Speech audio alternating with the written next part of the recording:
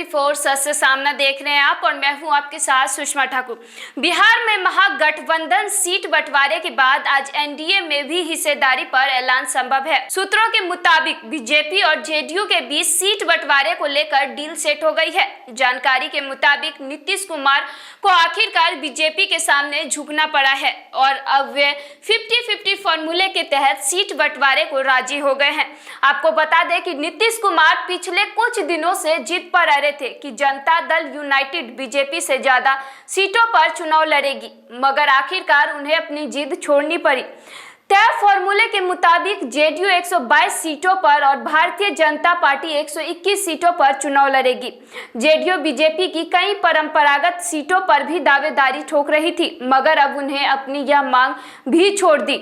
मांझी को अपने कोटे से सीट देगी जेडीयू। जी हां, जीतन राम मांझी की हिंदुस्तानी अवाम मोर्चा को नीतीश कुमार की पार्टी अपने कोटे से सीट देगी, जबकि लोक जनशक्ति पार्टी एलजेपी को बीजेपी अपने कोटे से सीट देगी।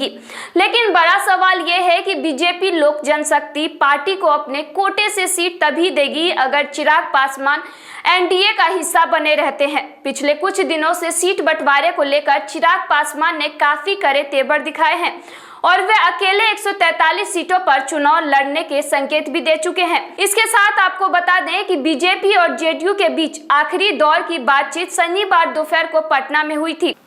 शनिवार को जेडीयू के 4 बड़े नेता ललन सिंह, आरसीपी सिंह, विजय चौधरी और विजेंद्र यादव ने देवेंद्र फडणवीस, भूपेंद्र यादव के साथ 4 घंटे तक लंबी मैराथन बैठक की थी। सूत्रों के मुताबिक बीजेपी इस बार नीतीश कुमार के दबाव में झुकने को तैयार नहीं थी। इसकी वजह से आखिरकार नीतीश कुमार को अपनी जिद छोड़नी पड़ी। इस बैठक के बाद देवेंद्र फडणवीस और भूपेंद्र यादव दिल्ली रवाना हो गए हैं, जहां पर बीजेपी आलकमान के साथ बातचीत में सीट बंटवारे के मुद्दे पर सहमति बन गई है। बिहार में पहले चरण के मतदान के लिए 1 अक्टूबर से नामांकन की प्रक्रिया शुरू हो चुकी है, मगर अब तक एनडीए में सीट को लेकर बंटवारा नहीं हुआ, जिससे असमंजस की स्थिति बनी हुई है। पिछले कई दिनों से बीजेपी और जेडीयू में सीट बंटवारे को लेकर कई दौर की बातचीत हो चुकी है।